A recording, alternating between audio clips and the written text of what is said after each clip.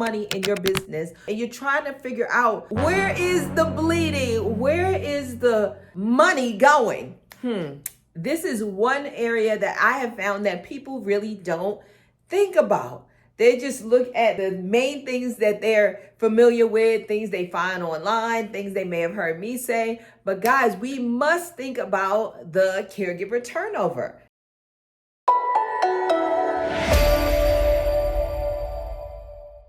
Hello everyone, welcome to my channel. Those of you that are chiming in for the first time, welcome.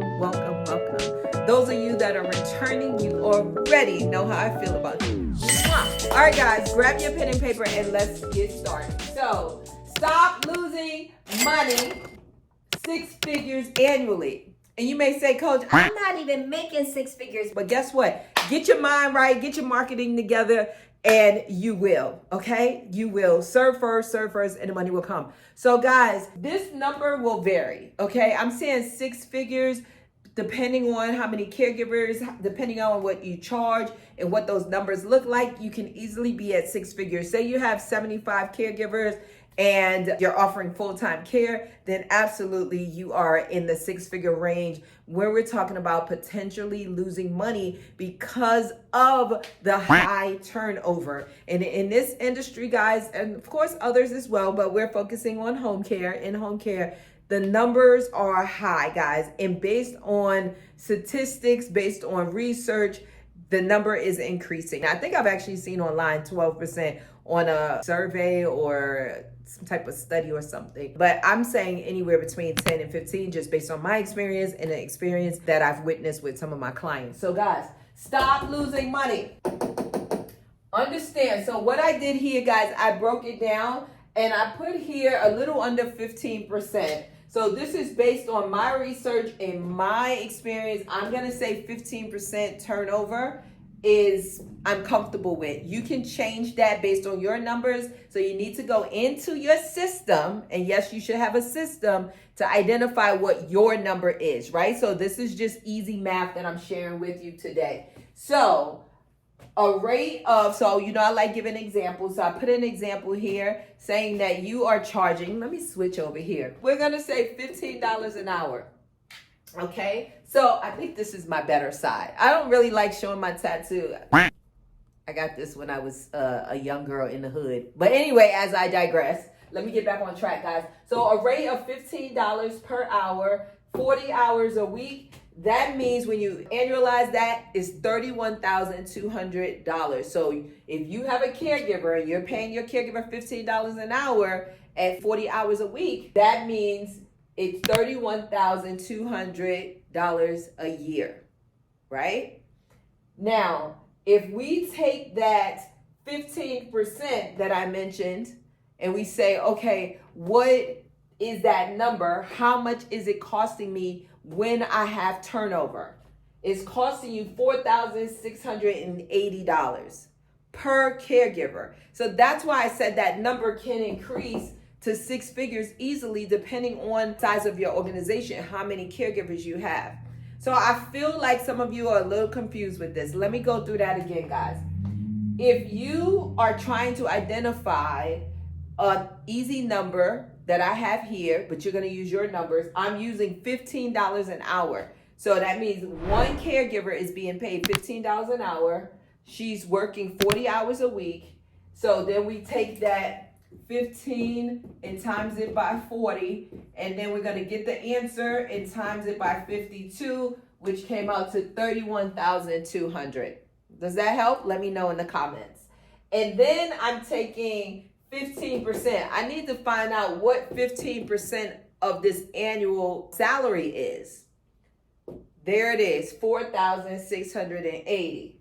So now some of the costs, because I know many of you are probably saying, hey coach, how did you come up with this and how do you figure this out? So I put that here, turnover costs. So some of the main ones, and there's still more, but I just want to get your brain rolling and thinking, right? So recruitment, you're doing background checks, you have staff, you have ads, you have social media, you may have referrals that you're paying out to people. You may have different relationships. So there's a lot that goes into this recruitment cost. You may be paying a recruiter. You may be investing in some of the online platforms, right? And then hiring. You may have a staff member dedicated to the hiring process. Who's calling them, who's checking the job postings, who's receiving the resumes, etc. So now you're paying for someone, so you have to calculate that, right? And then training. Every time you bring someone on new, you're taking them through your onboarding process, which is your orientation, etc. So you're paying for that. And guess what, guys? There's resources involved in that. You may have an online job software that you're using. You may have paper, right? And you think, oh, I don't take into consideration paper. No, you have paper, you have pens, you have toner, your ink for your device. Oh, what about this one? This is a good one. How much does it cost just to open your office, right? So say you have an office, you bringing people in for interviews. You got to take that into consideration. What's your utilities looking like? How much does it cost just to open up your office? Are you having your staff members do evenings, after hours to accommodate, caregivers that may be working during the day or maybe in school during the day? What about if you work from home? This is another good one. What if you work from home and you rent a virtual office, right? Meaning you have a virtual address and you go there and you rent their office for the day. You rent their conference room for the day. You have to take all these. What about your gas? So there's a lot to take into consideration when you are understanding how much does it cost me when a caregiver quits. Okay, so you want to make sure that you're doing the very best you can in the beginning, during the beginning process. So that way you don't have to worry about such a high turnover. Even though the industry is saying anywhere between 10 and 15, that doesn't mean it have to be true for you. So what do you want to do? You want to think of some ways to keep your caregivers. You want to listen to your caregiver. Every caregiver should have a voice. Every caregiver, well, let me change that because we all have a voice that is being heard. Feedback is really important for your growth, the growth of your business, and also to allow the caregiver to express him or herself, right? So that's a very important one. Listen, communicate, have a relationship, that professional relationship where, your caregiver is able to share what's going on. Now, I ain't talking about personal stuff and getting into this and getting off the stage. I'm not talking about that, but sometimes personal things affects business. So you just have to set those boundaries up and have them in place. Okay. So here are some things I wrote down. I've never said this before, but what about having like an annual trip or paid vacation? I've never mentioned that. I think it's so cool. You could do it, have a criteria in place and say, for every month with no call outs, no issues, your name gets put in the hat on a monthly basis.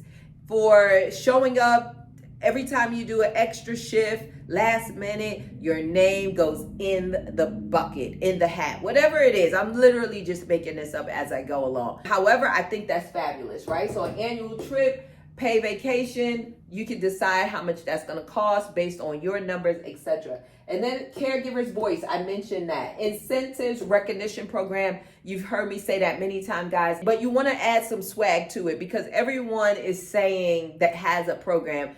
You get a gas card, you get this. Those things are great, but add some creativity to it when you're thinking about your incentives and the recognition and how you're going to recognize that person.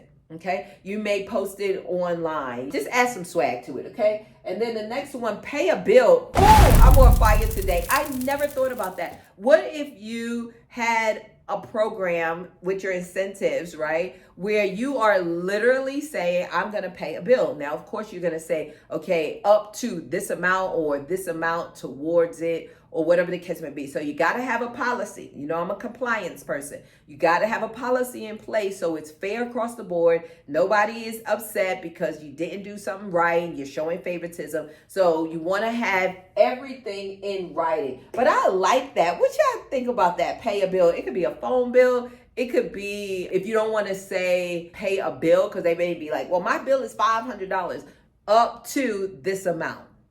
right? So I think that's really cool. I got to tell my daughter about that. My daughter started a home care agency, and I'm so excited. So I should have saved that one for her. Okay, so reviews, when people leave reviews, if you have like your quality assurance, if you get feedback from your caregivers, I think it's really important here. It goes again with their voice. But definitely, definitely your exit interviews. If you're doing those, you can find out why someone is leaving, especially if they give you a 2 weeks notice. Those are the perfect candidates. Find out why they're leaving, what's going on.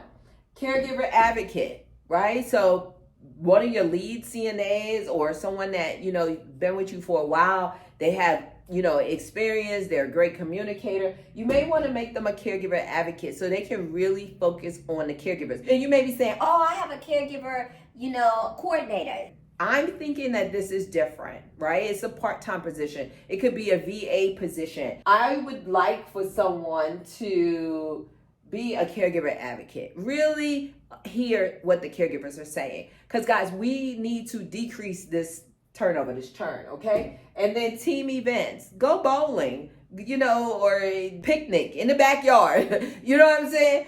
Somewhere, rent out something. Do something with your people. Even if it's in your office, if you rent the conference room, they come in and out, whatever it is, guys, if you don't, come here.